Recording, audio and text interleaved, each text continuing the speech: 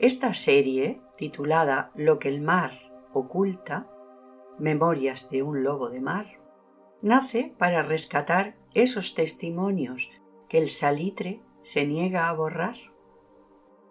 Esta primera parte de la serie se compone de 6 leyendas que iré compartiendo por separado. La primera historia es la leyenda del Góngora. El puerto de Puerto Quebrado no es más que una cicatriz de piedra oscura, tallada por el golpeo constante de un mar frío y gris, muy parecido al de las costas del norte. Un lugar donde el salitre se come las bisagras y el aire siempre sabe a yodo y a tormenta.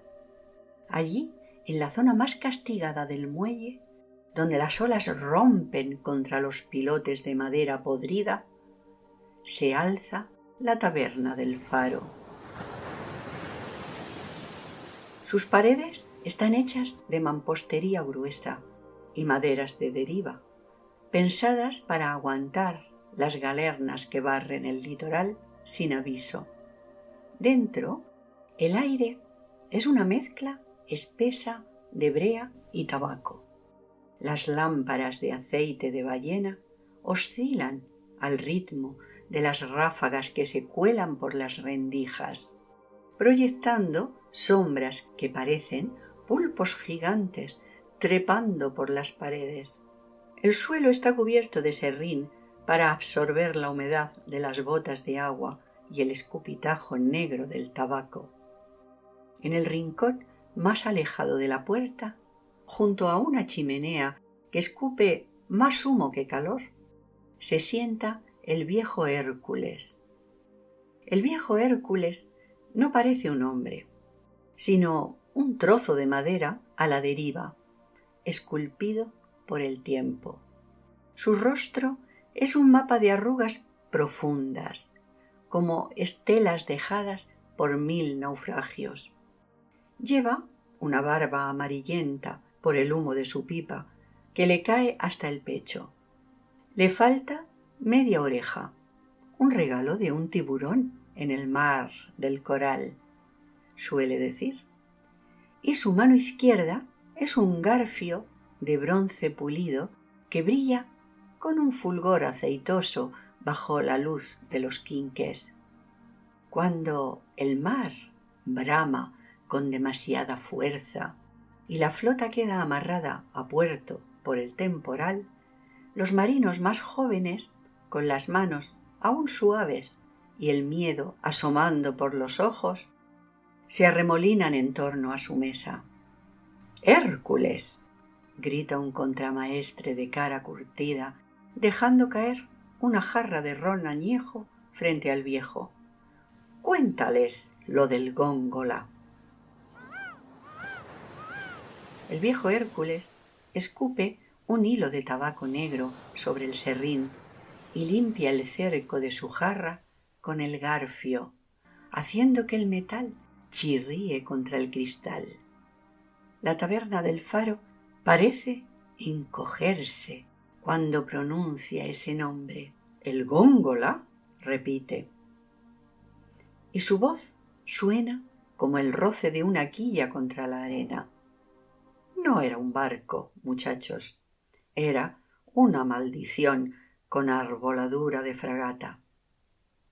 Se inclina hacia adelante y la luz del quinqué hace que sus ojos parezcan 2 pozos de agua sentina.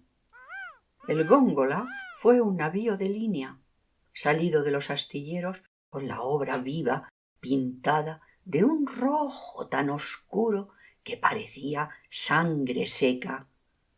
Decían que su cuaderna maestra fue labrada con la madera de un árbol de ahorcado, y que por eso el barco nunca quería navegar hacia el sol, sino siempre hacia la bruma. Yo servía como grumete de señales cuando lo avistamos por primera vez, cerca de los bajíos de la Decepción. El Góngora navegaba a toda vela contra un viento de cara que a nosotros nos tenía amarrados con el ancla de capa echada para no irnos contra las rocas. Eso es lo primero que debéis saber. El góngola no obedece a las leyes de la rosa de los vientos.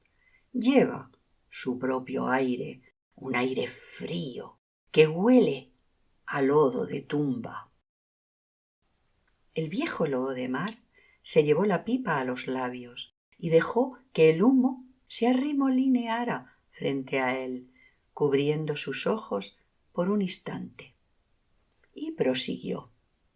La leyenda cuenta que su capitán, un tal Malavida, cometió el peor pecado que un marino puede cometer: faltar a la palabra dada al mar.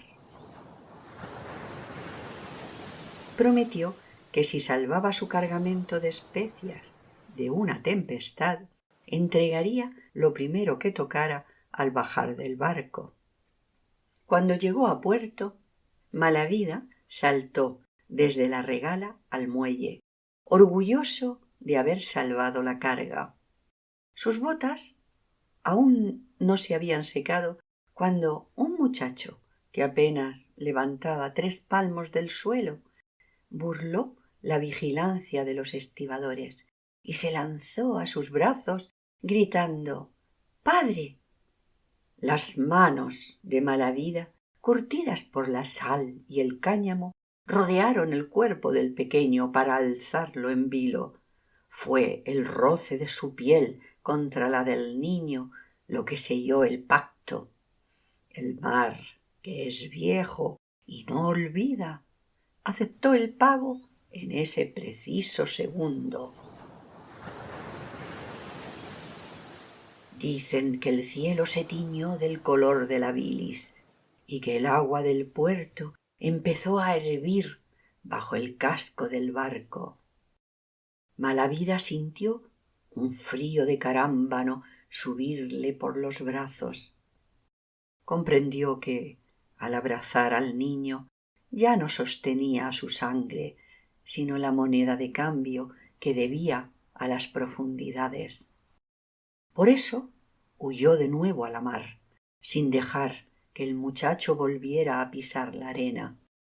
Pensó que si nunca lo soltaba, si se quedaban para siempre entre las maderas del góngola, el mar no podría reclamar su presa. Pero el mar no tiene prisa. Ahora el niño es solo una sombra blanca que corre por la toldilla del barco fantasma, y Malavida es un prisionero de su propio abrazo, condenado a no soltar jamás el timón para que la deuda no se cobre del todo. El góngola es un barco errante. Lo veréis cuando el mar esté en calma chicha, pero el barómetro caiga en picado sin razón. Si lo veis aparecer por vuestra aleta de estribor, huid. No intentéis pedirle auxilio ni lanzarle un cabo. Sus amarras son de salitre sólido y su tripulación no tiene rostro. Dicen que si el góngola cruza tu estela, tu barco queda marcado. La brújula empezará a bornear sin control.